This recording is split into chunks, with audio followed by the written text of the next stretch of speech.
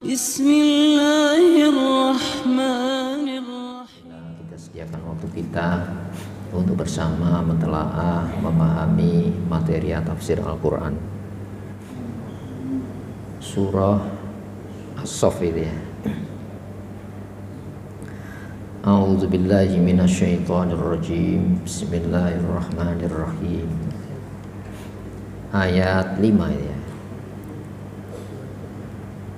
Wa idh qala Musa liqaumihi ya qaumi lima tu'zunani wa qad ta'lamuna anni rasulullahi ilaikum falamma zaghu azaghallahu qulubahum wallahu la yahdil qaumal fasiqin.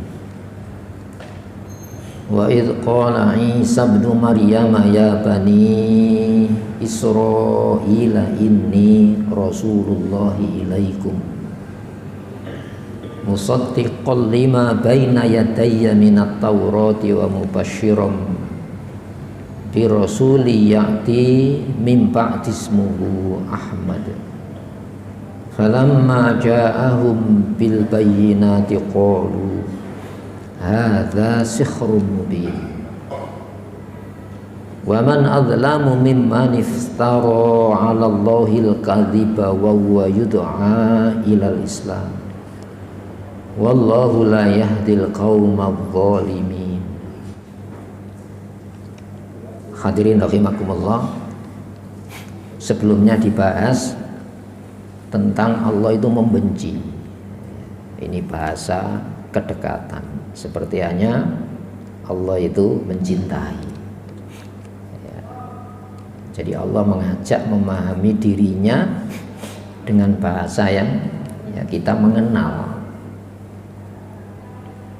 Innallaha, sesungguhnya Allah yuhibbul ladzina, menyukai, mencintai orang-orang yang yuqatiluna, berperang fi sabilihi, di jalannya. Yang kondisi berperangnya tadi soffan, dalam barisan. Kalau sekarang organisasi yang rapi, ada struktur kepemimpinan ya, ada pembagian tugas ya. Ka'annahum, seolah mereka itu alladzina yuqatiluna itu ya, bunyanun marsus, bangunan yang tersusun kokoh, terorganisir, terstruktur ya, ada berbagai macam bentuk pembagian tugas dengan wewenang dan kapasitas yang dimiliki. Itu artinya apa? Allah membenci orang yang acak-acakan ya, tidak punya perhitungan, ngawur, padahal niatannya berperang ya. Sebab apa hadirin ya, berperang itu kan harus dikasih wawasan. Kalau sekarang lebih meluas, ada butuh logistis, ketahanan pangan, perlengkapan mesin-mesin perang yang menunjang perang modern hari ini, dan ada laboratorium penelitian tentang apa? Bagaimana membentuk masyarakat yang tangguh ya, butuh penelitian alat-alat perang modern ya. Sehingga kalau kita lihat di dalam surat Al-Anfal ayat 60 itu ya, wa'iddu lahum, persiapkan. Berarti tidak boleh spontanitas, apalagi terpancing, sehingga tindakannya tidak tersusun rapi, sporadis, itu yang ngawur. Itu Allah membenci. Itu ya. Harus ada pertimbangan, perhitungan waktu ya, itu tertata itu ya. Wah, itu persiapkan lahum, buat mereka, mungsuh kamu itu mastatoktum, kemampuan maksimal. Tidak boleh apa ya, ala kadar, itu tidak boleh. Mastata'tum itu kemampuan maksimal, pendanaan, perencanaan, strategi yang matang, ya. Berarti ketika mastata'tum itu berbagai macam bentuk persiapan, ya. Min ribatil khayli berupa apa? Tentara berkuda. Kalau dulu kan kuda, nah, sekarang ada pasukan kavaleri, tentara berkuda masih dibutuhkan untuk medan-medan berat, itu ya. Turhibuna bihi aduwallah, untuk membuat gentar, itu ya. Jadi membangun kekuatan militer itu perintah Allah, itu ya. Maka disekolahkan, sekolah kemiliteran, sampai di dalam rumah tangga muslim itu harus ada membentuk fisik yang kuat. Makanya tidak boleh makan sembarang makan, tidak bergizi generasinya. Ya ayyuhalladzina amanu kulu min thayyibat, ya hei mukmin, konsumsi ya, makanan-makanan yang bernilai untuk kesehatan pertumbuhan tubuh. Jadi makan itu dalam rangka apa? Membentuk fisik yang kuat. Bagaimana Raja Tolut yang diinformasikan dalam Al-Quran, ya, innallaha qad ba'atsa lakum Tolutan malika. Allah mengutus Tolut menjadi raja muslim pada zaman Bani Israel. Setelah Nabi Musa tiada, raja-raja Bani Israel itu lengah dari perintah-perintah Allah semacam ini, tidak mengabaikan pentingnya pendidikan militer, makanan yang bergizi untuk membentuk kecerdasan otak. Bukan sekedar itu, wazadahu bastotan fil ilmi wal jism. Coba Allah memberikan, ya, keistimewaan lebih. Bastotan itu potensial, kelebihan, kekuatan fil ilmi wal jism, ilmu dan fisik, ya, memang rojo itu, ya. Ilmu didahulukan, fisik nomor 2. Jadi tidak boleh sembarang memilih pemimpin. Kapasitas ilmunya harus teruji, fisiknya pun harus teruji, ya. Nah, itu raja. Nah, di sini rahimakumullah, turhibuna bihi aduwallah. Kalau muslim itu kuat-kuat fisiknya, ya takut mereka itu. Makanya muslim itu berupaya secara sistematis, terstruktur dimiskinkan, ya, dibodohkan. Ini bukan keterbetulan. Supaya apa? Sumber kualitas. Kalau daya itu kan dari Allah, ya. Sumber daya itu Allah. Tapi kalau personel yang berkualitas itu bisa terorganisir, direncanakan, dihitung. Coba orang-orang Jepang, sekarang persis orang-orang Eropa postur tubuhnya, ya. Militansi Jepang itu luar biasa, tapi tidak ditunjang kekuatan fisik. Sekarang tentara Jepang lihat ya, seperti tentara Eropa. Itu ajaran Islam, bentuk kekuatan itu ajaran Islam. Sekolahkan kemiliteran, ada penelitian strategi militer. Itu ya. Kalau dulu pada zaman Nabi Sulaiman tentara udara, ada burung. Sekarang lewat satelit. Ya, makanya ketika menutup perintah perang, Allah menggunakan sifat apa? Ya. Wa'lamu annallaha sami'un alim. Ketahuilah Allah itu maha mendengar, lagi maha berilmu Allah itu, ya. Maka turhibuna bihi aduwallah, untuk membuat gentar musuh-musuh Allah. Jadi sebelum berperang sudah takut nyalinya. Kenapa? Muslim itu punya pertahanan yang kuat, ya. Itu ya. Hadirin rahimakumullah. Aduwi wa aduwakum, musuhmu lawanmu, lawanku dan lawan kamu. Oh, itu kita di pihak Allah kok. Jadi Allah itu ya tidak suka, ya, kalau muslim itu tidak berdaya, ya, baik daya fisik maupun daya ilmu pengetahuan. Nah, di sini yuhibbu, Allah itu senang, Allah itu cinta. Artinya Allah benci kan kalau tidak memenuhi syarat ini. Ka'annahu bunyanun marsus, seolah-olah bangunan yang kokoh. Ya.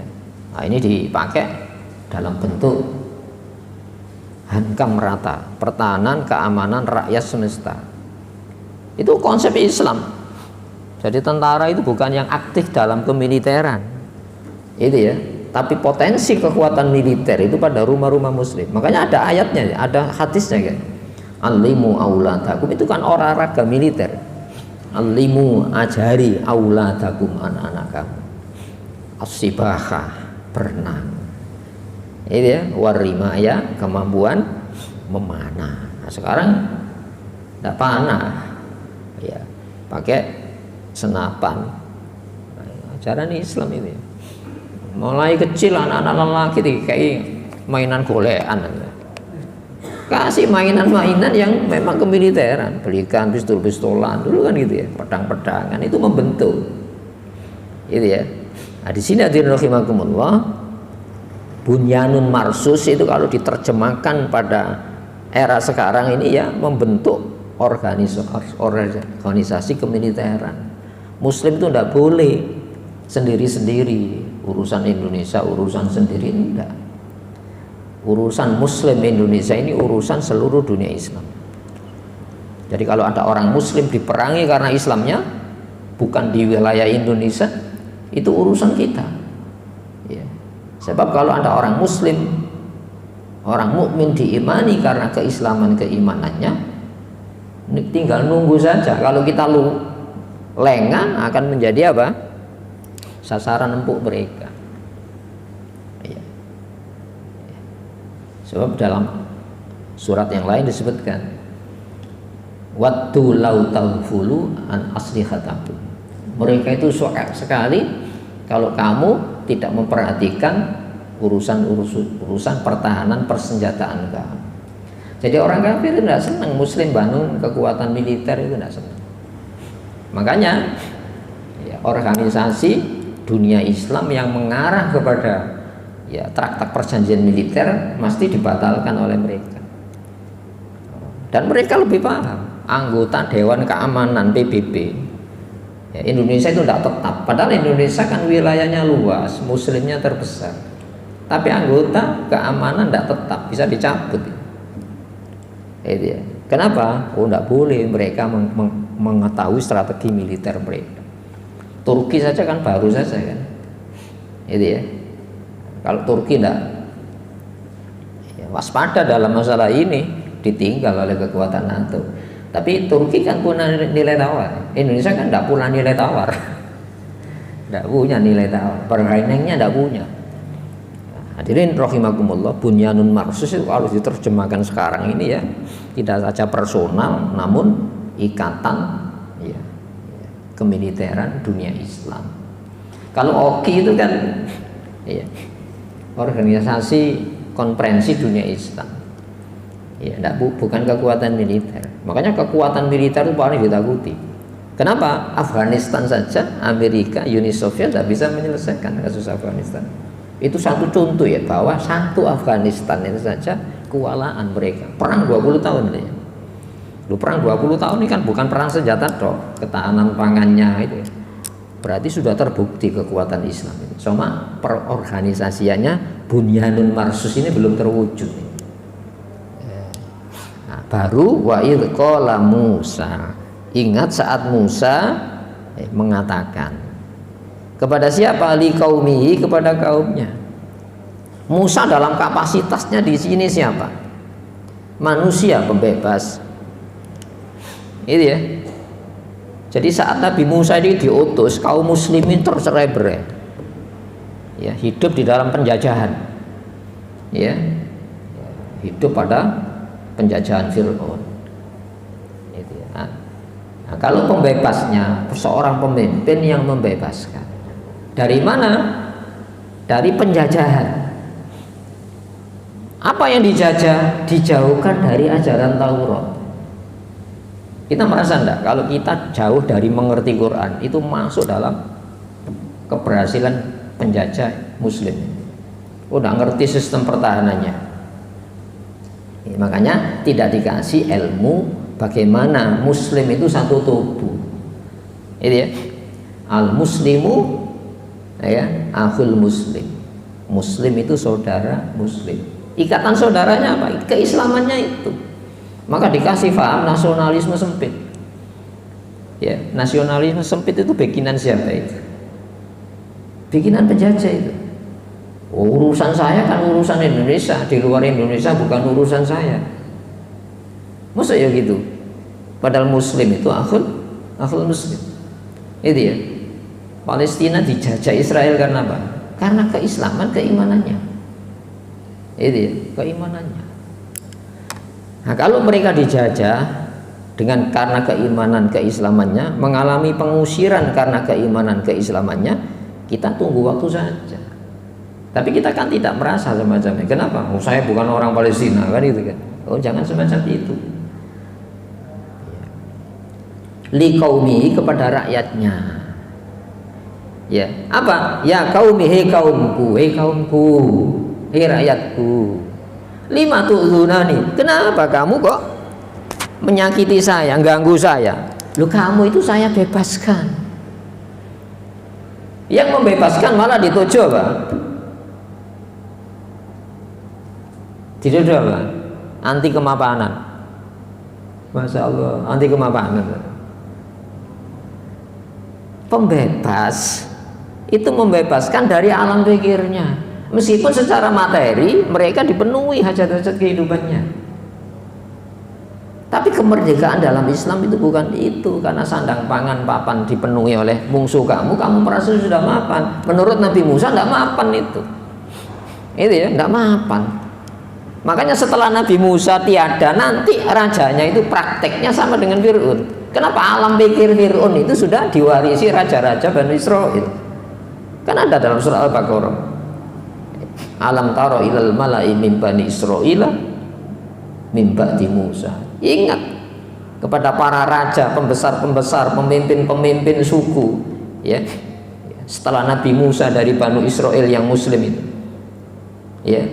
Idqalu li nabiyillahum ba'athlana malikan, ketika mengatakan kepada nabinya, hai Nabi, utuslah raja yang memimpin perang saya.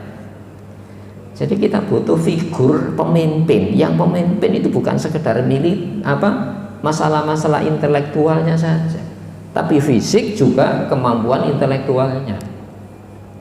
Ya, hadirin rahimakumullah. Jadi ketika Nabiullah Musa wafat, jatuh kepada penjajahan lagi. Gimana? Para pemimpinnya mewarisi pola pikir kepemimpinan orang-orang yang menjajah. Membebaskan alam pikir penjajah itu jauh lebih sulit daripada membebaskan fisiknya. Itu ya. Jadi kaum muslimin mewakili ya penjajah yang dulu diusir oleh leluhurnya. Anak cucunya alam pikirnya sama dengan yang dulu yang menjajah. Nah, Nabi Musa menyadarkan semacam itu loh, dikatakan apa? Kamu itu anti kemapanan. Kita kan sudah mapan, difasilitasi oleh masalah keliru. Ya. Waqad ta'lamuna, padahal kamu sudah tahu anni Rasulullah. Aku itu loh utusan Allah khusus ilaikum, kepada kamu. Loh, kalau Nabi Allah itu disakiti, siapa kita ini? Makanya harus tangguh kan ya. Harus tangguh. Pemimpin itu aja kupingnya tipis, dikritisi semua muara macam-macam. Oh, itu tidak layak memimpin. Maka ini mengajak. Lu kali Nabiullah Musa membebaskan itu dituduh justru anti kemapanan. Siapa selain Nabi Musa? Itu ya.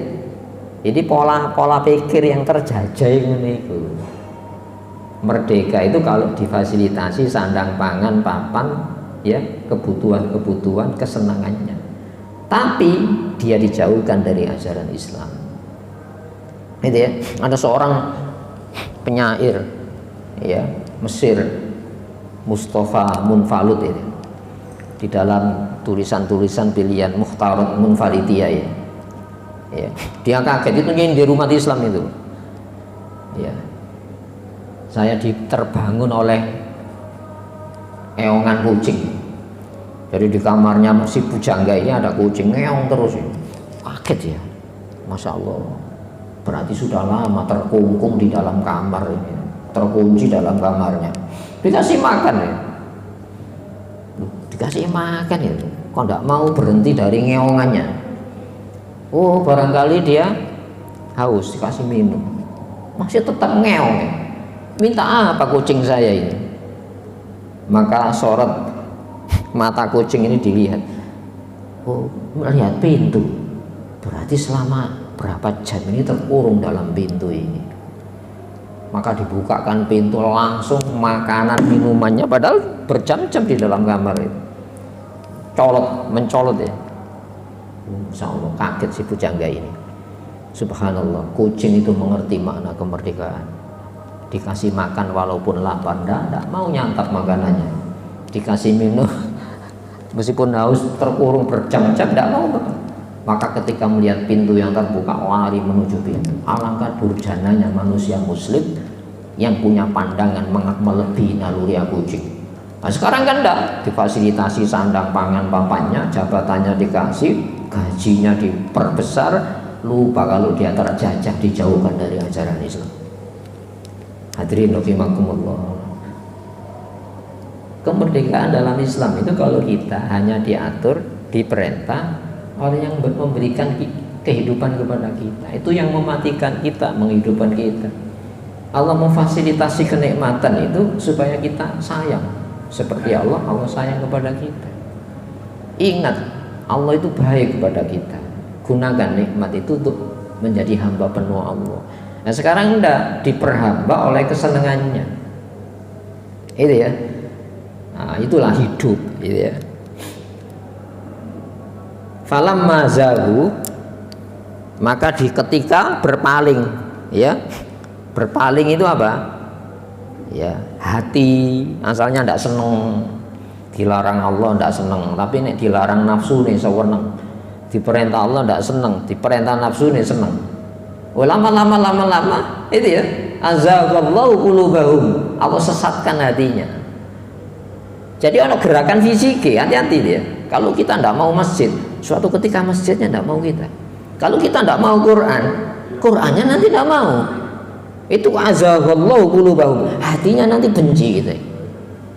Itu ya. Makanya dilatih seneng Quran, seneng perintah Allah, benci larangan Allah. Ono gerakannya. Itu ya. Oh, nanti kalau kita tidak terbiasa, hatinya kita ini senang dilarang, diperintah oleh nafsu kita. Itu ya. Maka ketika kita hadir ke masjid dalam rangka apa? Supaya kita dikuasai masjid, hati kita dikuasai masjid. Nah, nanti kalau kita sudah dikuasai masjid, hati kita, kerinduan akan tercipta. Di sanalah ketenangan hidup itu. Sholat ya gitu, menguasai sholat, iya menguasai sholat. Nanti dikuasai sholat. Itu ya. Kalau menguasai sholat saja tidak mau kita, nanti sholatnya tidak mau. Itu ya. Jadi ada gerakan realnya, baru hatinya senang atau tidak. Jadi falamma zahu, ketika berpaling dari arahan Nabi, azaghallahu qulubuhum, ya, ya, azaghallahu qulubahum, hatinya berpaling. Itu loh, teoritisnya itu begitu. Jadi bukan sekedar oleh pahala. Apapun yang diperintah Allah itu sistem pengendalian jiwa, yang dilarang Allah itu sistem pengendalian jiwa. Kalau kamu tidak dilarang, nanti hatimu punya larangan sendiri, batinmu, hatimu punya perintah sendiri. Tambah jauh kan ya. Wallahu la yahdi, Allah tidak memberikan bimbingan, Allah tidak membimbing. Larangan itu bimbingan supaya tidak dilarang nafsu, perintah itu bimbingan supaya tidak bimbing nafsu. Kaumal fasikin, kaum fasikin yang fasik. Apa fasik itu? Tahu kalau itu nabi, si gelem. Loh, kamu minta nabi model apa? Loh, kalau ngaji Quran tidak mau, ada selain Quran yang layak dikaji. Itu ya, itu ya. Masya Allah luar biasa, itu bimbingan hati. Itu ya.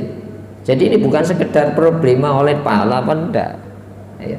Ini masalah sesat atau tidak. Ketika sesat itu hati. Makanya Rasulullah itu doa yang paling banyak itu. Di samping ihdinas siratal mustaqim itu hati.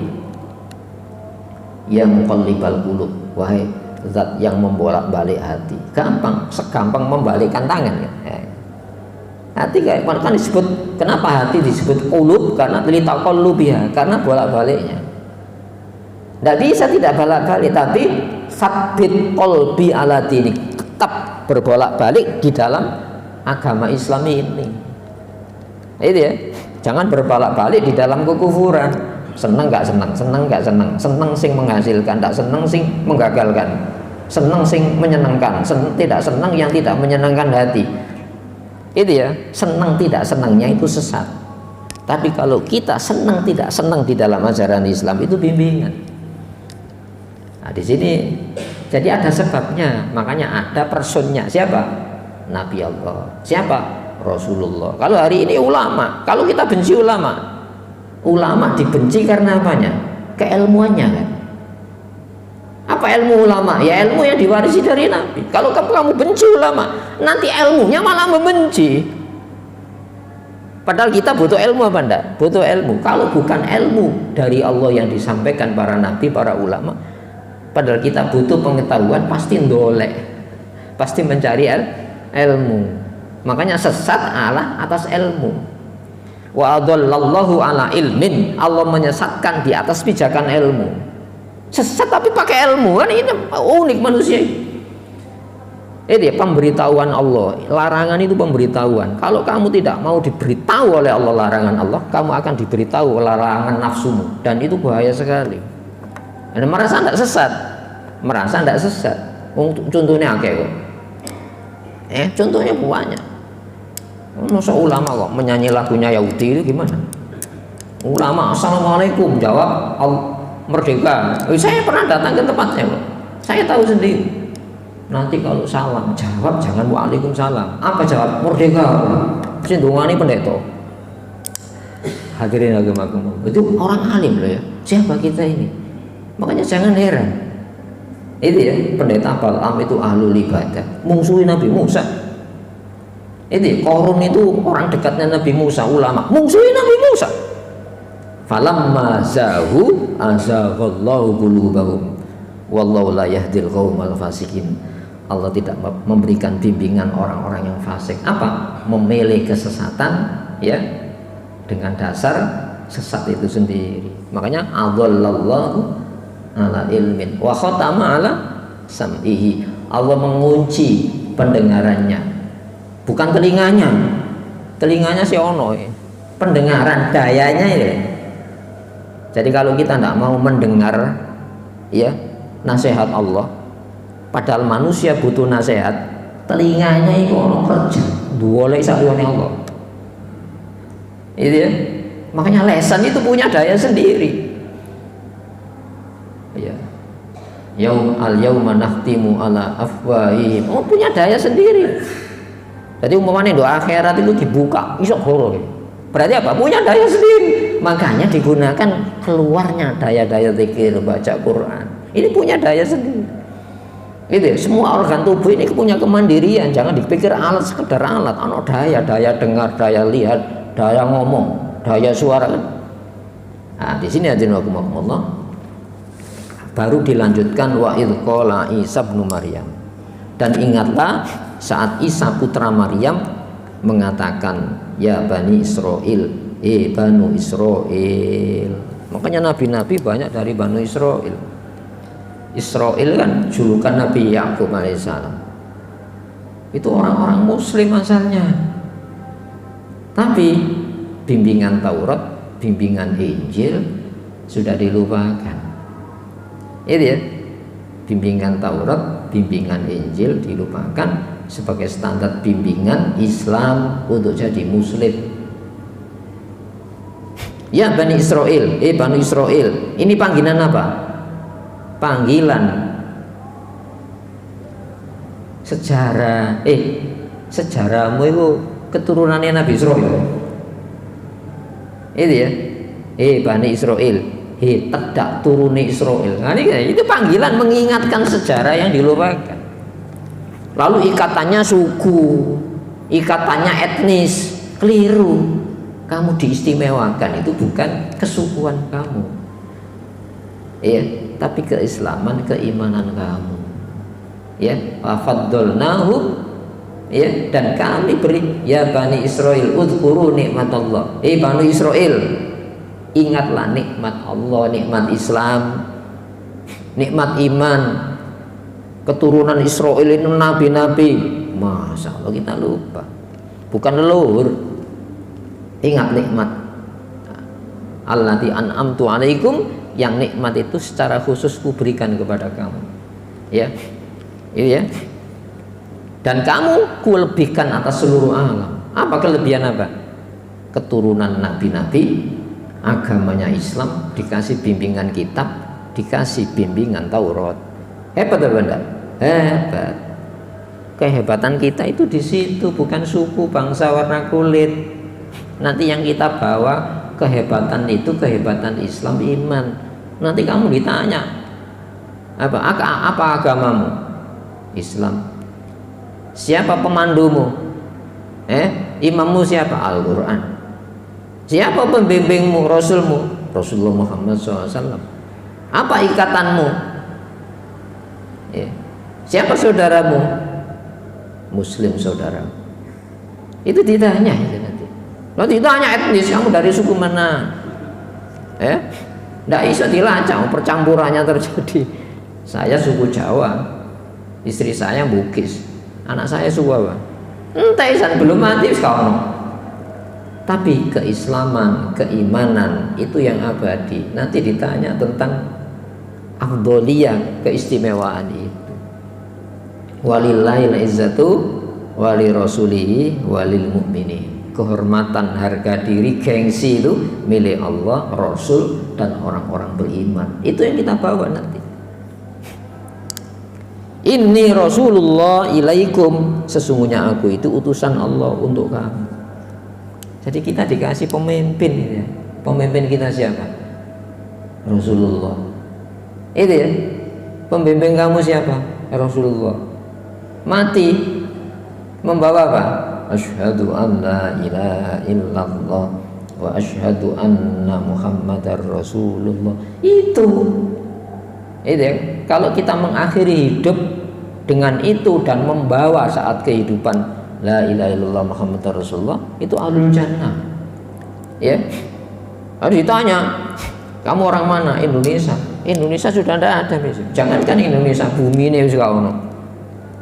Itu ya, kelugin lah kalau kita membawa ikatan-ikatan yang temporal, situasional, kondisional, ya, ikatan yang berkesinambungan terus, yaitu dibimbing oleh Rasulullah. Kalau Banu Israel ya nabi-nabi Banu Israel, nabi Banu Israel terakhir ya Nabi Isa alaihissalam.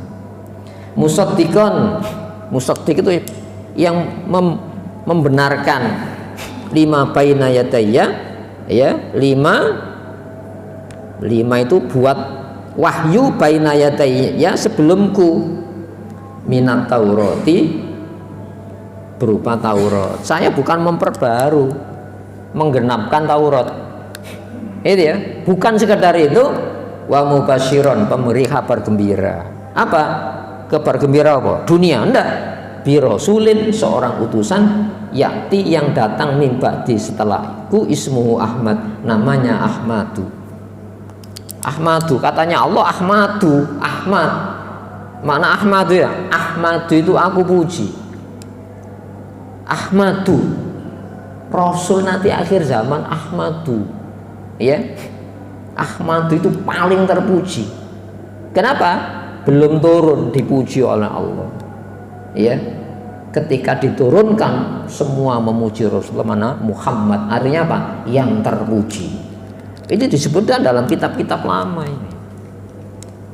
Ada manusia pembebas yang membebaskan Banu Israel, ya, yang muslim dari penjajahan bangsa-bangsa. Itu ya. Jadi kalau kita tidak mengikuti Rasulullah Muhammad, tidak selamat, ya, karena yang dapat referensi pengesahan dari Allah itu Rasulullah Muhammad SAW. Makanya syahadatnya wa asyhadu anna Muhammadar Rasulullah.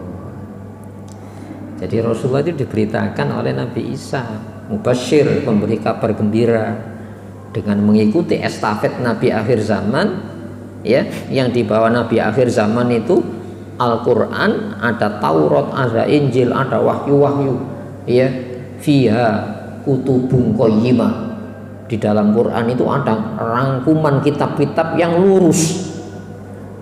Wa innahu lafi zuburil awwalin, sesungguhnya Quran itu diberitakan pada kitab-kitab mulia sebelumnya. Itu ya, jadi harga diri kita ini ditentukan kita hidup itu menurut standar hidup Quran apa enggak. Nah, sekarang muslim terpuruk kenapa?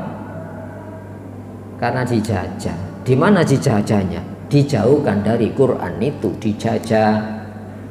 Makanya Nabi Musa, kenapa kamu kok mengganggu saya? Nabi Musa mengajak kepada kebebasan, kemerdekaan jadi hamba Allah, malah dituduh anti kemapanan. Keliru, ya. Falamma ja'ahum bil bayinat, maka ketika ja'ahum, ya, dia datang kepada mereka bil bayinat dengan bukti-bukti. Siapa maksudnya ini?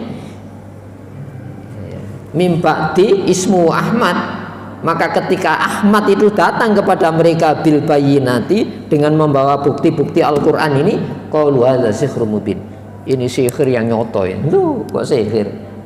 Ini jawaban dalam Quran ya. Lu kalau orang yang mengenal Quran saja menentang Quran, siapa kita yang tidak menentang Quran? Ya, siapa kita yang tidak memahami Al-Quran? Tidak, berarti kan punya peluang menentang Quran. Itu ya. Nanti ku beritahukan kabar gembira Rasulullah, namanya Ahmad.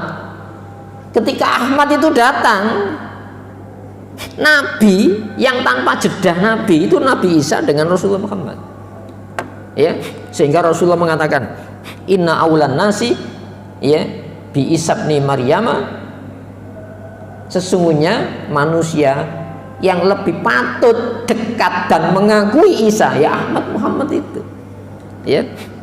Laisa baini wa bainahu nabi, tiada antara aku dan Isa itu seorang nabi. Jadi Rasulullah Isa wafat 6 abad setelah itu, insya Allah 6 abad turun Rasulullah tanpa ada nabi. Luar biasa itu ya. Inna aulan nasi bi Ibrahim lalladzina tabauhu wa hadzan nabi. Jadi jalur Ibrahim, Ishak, Yakub Bani Israel, Ishak Bani Israel punya Ismail menurunkan Rasulullah Muhammad SAW. Ya, jadi sihir yang nyata. Itu ya. Nah, sekarang apakah kita tidak menganggap Quran itu sihir? Ya. Hadirin rahimakumullah. Wa man adlamu, dan adakah yang lebih zalim?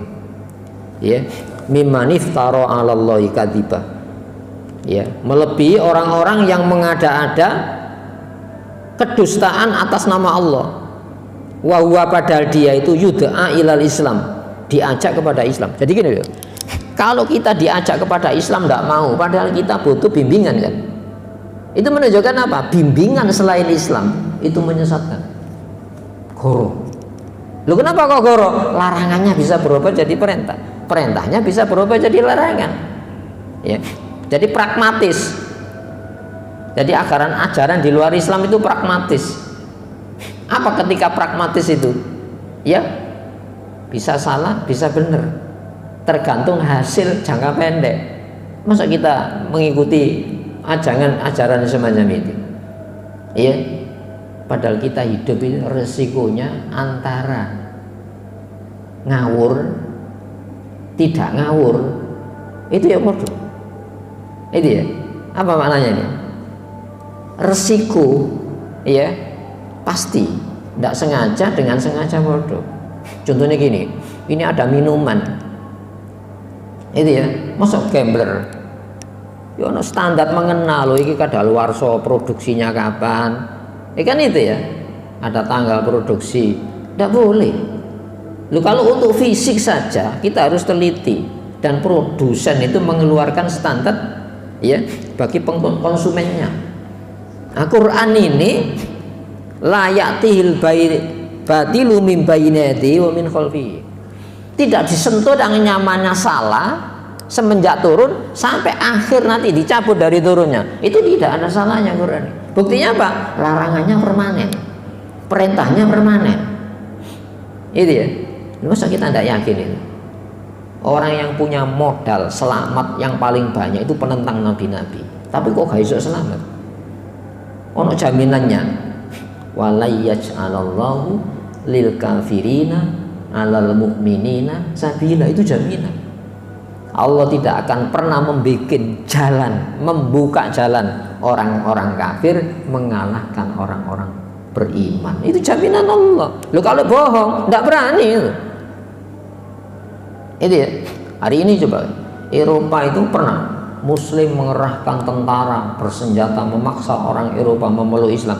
Tanpa tentara Muslim Eropa mayoritas sekarang. Iya, tiap hari bertambah. Inggris wali kotanya sudah 4 wali kota Muslim. Itu belum yang lainnya. Dan itu Paulus yang mengakui itu. Eropa sudah bukan ambang lagi, sudah terjatuh di dalam jurang kerusakan moral. Ya apa ya, wong lanang rabi padha lanange. Dan ini ono surate. Dulu kan ada Perdana Menteri Swedia itu ketika pertemuan ya pemimpin Eropa, lu kok mbawa padha lanange, rok-rokan tapi berjenggot. Ternyata bojone. Itu kan apa? Peradaban apa sebenarnya? Itu ya, dan itu atas nama kebebasan. Hadirin rahimakumullah. Ini sudah luar biasa ya. Jadi tidak ada yang paling zalim kecuali orang-orang yang menolak diajak kepada Islam. Malah bukan sekedar itu, iftara 'alallahi kadziban, mengada-ada atas nama Allah, atas nama agama ini. Padahal diajak kepada Islam.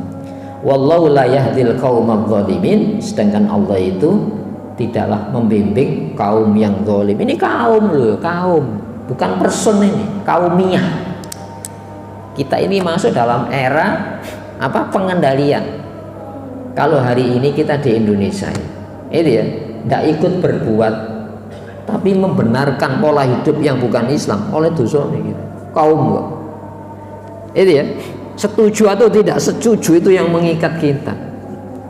Yang menyembelih untanya Nabi Soleh itu seseorang, tapi kenapa azabnya diratakan? Kenapa? Karena setuju itu tadi. Makanya kaum. Nah, makanya hadirin rahimakumullah, kita harus memiliki standar nilai di dalam menilai berbagai macam bentuk faham dan pemahaman hidup ideologi. Quran ini sebagai apa? Tolok ukur benar atau salah. Kalau kita tidak menggunakan tolok ukur salah benar dengan Al-Quran, pasti kita akan terjebak faham pragmatisme itu tadi, boleh benar boleh salah. Oh, tidak bisa hidup ini semacam itu. Harus benernya benar, salahnya harus memang benar-benar salah. Itu ya. Sudah saya. Allahumma shalli wa sallim wa barik ala Muhammad wa ali Muhammad. Alhamdulillahirabbil alamin. Rabbana zalamna anfusana wa illam taghfir lana wa tarhamna lanakunanna minal khasirin. Rabbana atina fid dunya hasanah wa fil akhirati hasanah wa qina adzabannar. Subhana rabbika rabbil izzati amma yasifun. Assalamun alal mursalin. Alhamdulillahirabbil alamin. Assalamualaikum warahmatullahi wabarakatuh.